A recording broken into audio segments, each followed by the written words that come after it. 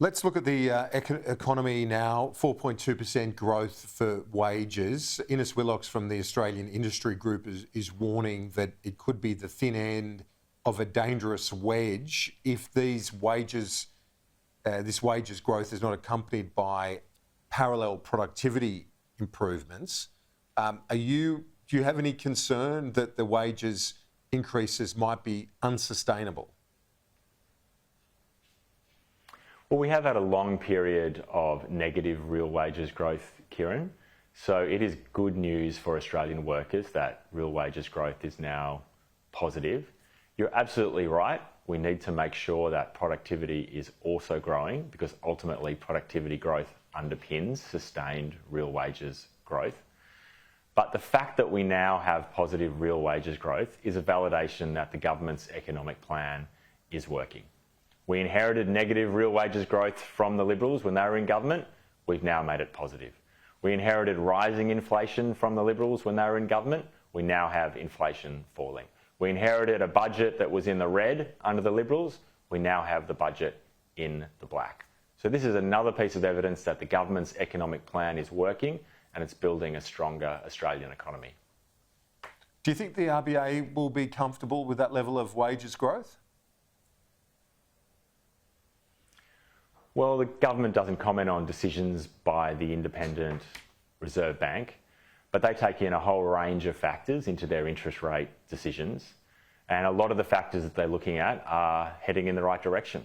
We have inflation coming down very rapidly. We inherited inflation running on a quarterly basis at 1.8% per quarter.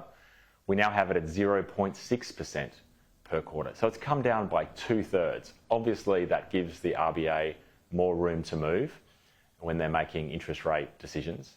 So the RBA will make those decisions as it sees appropriate, taking into account all the factors, but a lot of those factors are heading in the right direction and will be welcomed by the RBA in their deliberations. And let's just conclude where we kicked off with that issue and Peter Dutton making the point in a number of car yards around Australia is in Parramatta again today. I just want to finish off by asking you, why is the government pushing this line now? I noticed that Joe Biden's administration's winding his back, or at least slowing down the emission standards to drive more EV take-up. They're slowing it down. We're pushing ahead with it. Why don't we also have a second thought? I mean, I think that's a little unfair comparison to say the United States is slowing down and we're pushing ahead, because the reality is we're a long way behind the United States. They have had vehicle emission standards in place for a much longer period of time, and they have worked. And for that reason, emissions standards in the United States are stronger and Australia is well behind. So this is about Australia catching up to the United States from a position well behind them, not about Australia heading off in front of the United States or any other country. So I think this is a very reasonable policy. It's a policy that in fact was proposed by the previous government.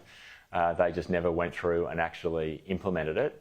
It's a policy that will make sure that Australian motorists have greater choice and the international manufacturers can't use Australia as a dumping ground for their poor efficiency vehicles.